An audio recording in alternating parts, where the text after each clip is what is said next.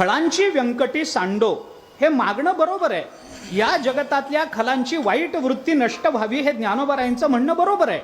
परंतु वाईट वृत्ती नष्ट करणं खळाच्या ताब्यात आहे का? कोणता खळ असं म्हणतो की मी खळ आहे? सांगा ना, कोणता मनुष्य असं म्हणतो की मी दुष्ट आहे?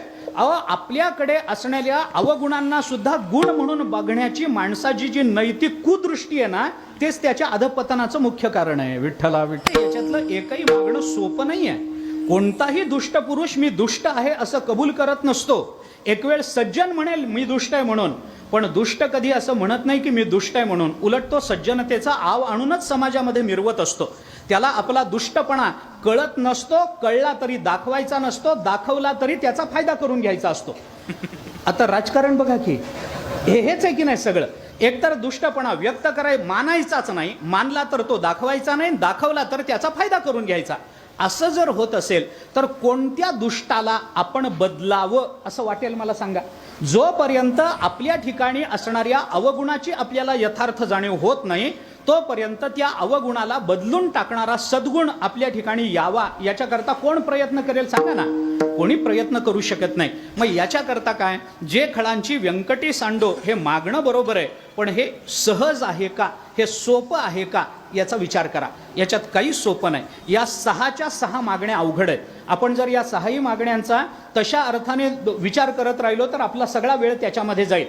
तया सत्कर्मी रती वाढो. सोपं आहे का? सत्कर्म करतो मनुष्य, पण जबरदस्तीनं करतो, भीतीनं करतो, नाईलाज म्हणून करतो. पण स्वाभाविकतेनं सत्कर्म करावं अशी प्रवृत्ती माणसाच्या ठिकाणी सहसा उत्पन्न होत नसते.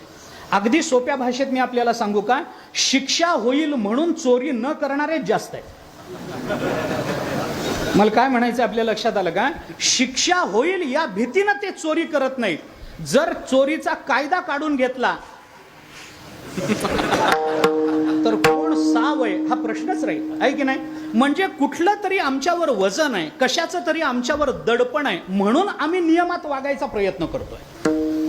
हे व्यवहारात झालं. परमार्थाच्या दृष्टीने पाप केलं तर नरकात पडू म्हणून नाईलाजानं पुण्य करतात. म्हणजे नरकाचा संबंध न ठेवता, पापाचा विचार मनाला स्पर्शही होऊ न देता विचाराचा आम्हाला पुण्याकडे प्रवृत्त व्हावं वाटेल का? तर एकदम व्हावं वाटत नाही. सत्कर्मी कुणाची रती वाढते? जबरदस्तीनं काहीतरी करतील माणसं. दानधर्म करत नाहीत असं नाही, पण काहीतरी त्याला निमित्त असावं लागतं, त्याला काहीतरी हेतू असावा लागतो. कुणीतरी ज्योतिषानं सांगावं लागतं की याचा परिहार करण्याकरता, या दोषाचा परिहार करण्याकरता 10 गायी दान करा. मग नाईलाज म्हणून त्याचं